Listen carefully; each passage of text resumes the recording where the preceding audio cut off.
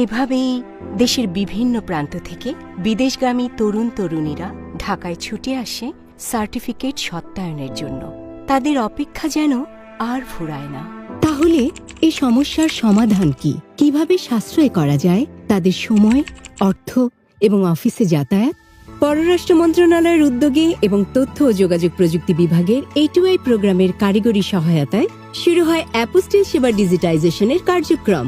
অনলাইনে চালু হয় এক ঠিকানা থেকে বিদেশগামী শিক্ষার্থীদের জন্য সার্টিফিকেট, ট্রান্সক্রিপ্ট এবং অন্যান্য সনদের সত্যায়ন।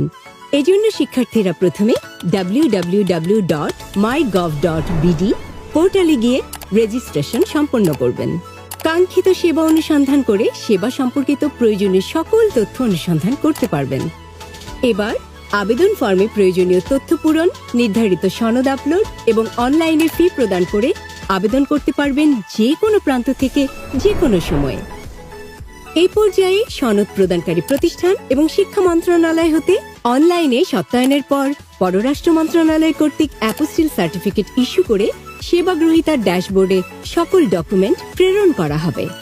শিক্ষার্থীরা তার ড্যাশবোর্ড থেকে অ্যাপোস্টিল সার্টিফিকেট ডাউনলোড করতে পারবেন।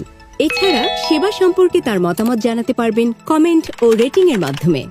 অনলাইন সত্যায়ন সংক্রান্ত বিষয়ে জরুরি সহায়তা পেতে জাতীয় হেল্পলাইন 333-এ কল করতে পারবেন।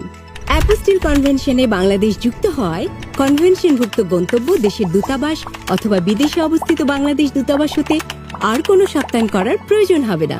এতে সাশ্রয় হবে নাগরিকের সময়, অর্থ ও যাতায়াত।